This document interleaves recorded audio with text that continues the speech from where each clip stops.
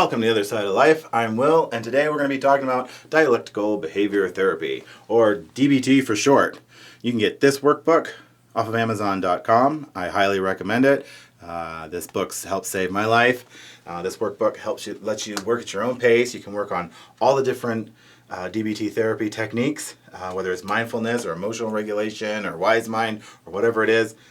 It lets you work at your own pace, and you can go through this thing, and it's going to teach you a lot of good stuff. All right, because some of the stuff that I'm going to be going over, it's going to be kind of an overview. I can be more detailed if you want me to go over something a little deeper, but I'm trying not to take up a lot of your guys' time, trying to keep these videos short. So one of the first tricks that I used in DBT therapy, when I was having a very intense emotion situation, or I was feeling really, anxiety, thoughts of suicide, one of the first things that they taught us was the ice water in the sink trick. And the first time I saw it, I thought it was stupid. All right, so I know you might think this is silly too, but I'm still going to work you through it because I'm only going to tell you the stuff that I did, So here we go. You're going to get some ice trays, you can dump the ice in the sink, turn that cold water on, fill it up, not enough to overflow and get on your floor.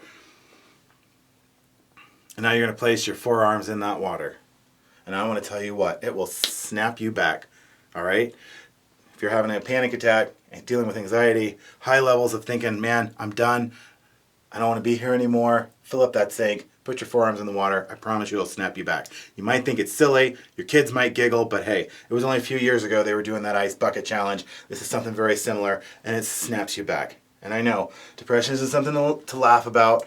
I'm just saying that some of the things that we can do are pretty simple, and they can pull us back to this moment, all right? Because that's what it's about. DBT therapy is emotional regulation and pulling us back to the moment, all right? Not thinking about the past, not thinking about the future, not beating yourself up for, anything. You're just going to worry about today, all right?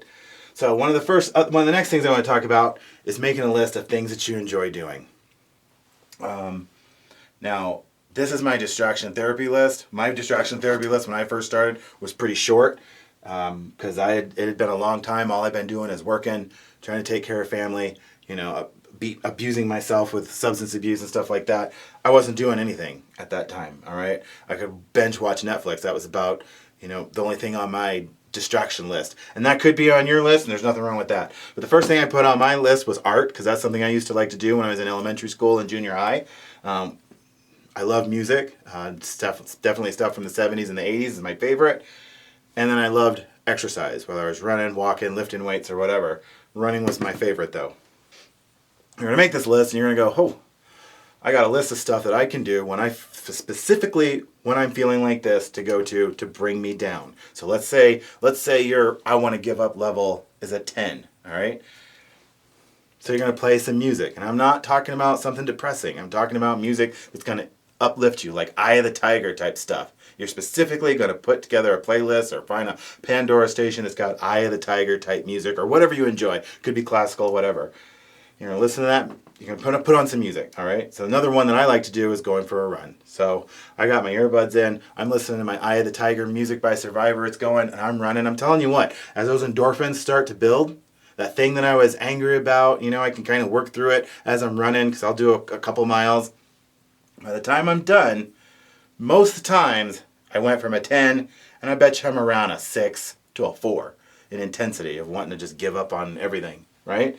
So you got some awesome music, plus the running and builds endorphins, all right? Building endorphins helps fight depression, all right?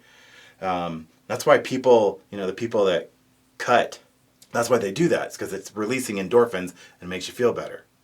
You probably already knew that already. But anyways, running and exercises help build endorphins. Listen to good music, especially if you're doing it while the sun's still out. Now you're absorbing that vitamin D. Man, that's like boom, boom, boom. That's 3 things fighting against that depression and that feeling. And like I said in a couple of videos ago, that's what this is about. This is about fighting back that depression. This is about we're choosing how we're going to live our lives, all right? Maybe you're at work.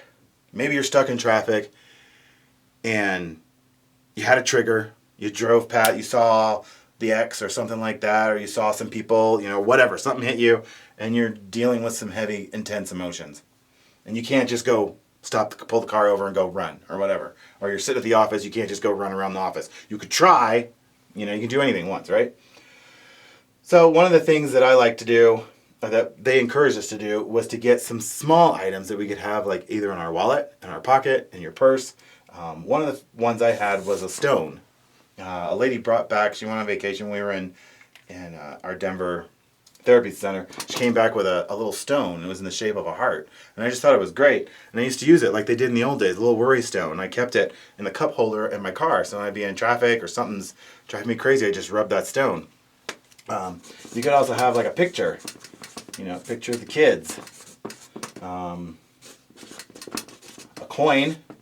It could be a special coin, like when I left DBT therapy, they gave us this little coin, a life worth living. And I used to keep that in my car as well. So you can use little things, and they're specifically for pulling you back, right? What is it? What's the thing, like when you're having a panic attack, what is it, like 5 things you can see, 3 things you can touch, or whatever. That's the same type of principle, is you're wanting to do something just to pull you back from that now, from that situation, so that you're not dwelling on whatever depressive thought or that suicidal thing, so that when you leave work, you go home and then you can still function, until you can get to a counseling appointment or talking to someone about your feelings. These are the tricks that you're going to be using to pull yourself back from that edge. Because I can't call my counselor 24/7. Maybe you've got a great counselor that you could do that with, but I didn't at the time. And I had a good counselor. So that's what you're going to be doing for the next couple of days. You're going to work on your list, distraction therapy. Hopefully you'll have more than just 3 things on it. You can put as many things on it. It could be like Calgon, Take Me Away, bath with candles, all right? I just dated myself. But again, it could be playing your guitar. It could be painting. It could be watching a movie. Anything that you enjoy doing that can help pull you back. And I know in the very beginning, there was very few things that I enjoyed doing. And that's why my list was very short. But as time went on, that list kind of grew. I ended up getting into Tai Chi or getting into yoga and doing things that I enjoy doing. We keep our minds open, because the thing is, this is the way we're battling against that depression. This is the way we're battling against suicidal tendencies. This is just one step, because you're going to use this list later on when we start talking about more intense, trigger-related things. All right? So that if I talk about something that starts causing you lots of triggers, you can go to your list, or you can use your worry stone of the picture, because that's not my intention, is to make people feel like crap. But sometimes we're going to have to feel crappy a little bit to get through some of the stuff that we're going through, because that's how you beat it.